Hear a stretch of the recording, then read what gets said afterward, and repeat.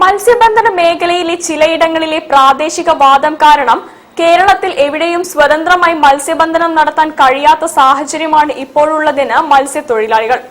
കടലോളം കടൽ അനുഭവങ്ങൾ എന്ന പരിപാടിയിലാണ് തൊഴിലാളികൾ തങ്ങളുടെ ആശങ്ക പങ്കുവച്ചത്. യുവസാഹിതി സമാജത്തിന്റെ നേതൃത്വത്തിൽ മത്സ്യത്തൊഴിലാളികളുടെ പ്രശ്നങ്ങൾ ചർച്ച ചെയ്തുകൊണ്ട് കടലോളം കടലനുഭവങ്ങൾ എന്ന പരിപാടി സംഘടിപ്പിച്ചു.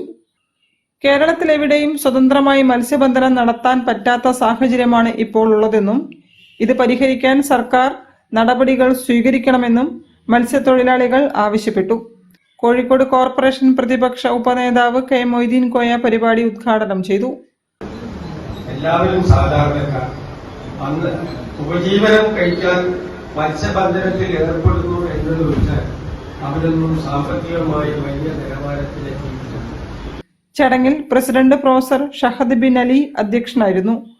മുഹമ്മദ് അലി MP മോഡറേറ്ററായി. ഫഹീം ബറാമി, DV റഫീഖ് തുടങ്ങിയവർ സംസാരിച്ചു.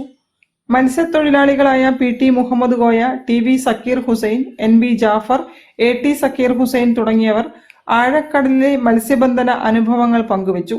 കലാസാംസ്കാരിക വേദി convener PP Abdul Sathar, general secretary KP Sajid തുടങ്ങിയവർ നേതൃത്വം നൽകി. News bureau, Kozhikode. 155 പാട്ടുകൾ പാടി തന്റെ സ്വന്തം പേരിലുള്ള റെക്കോർഡ്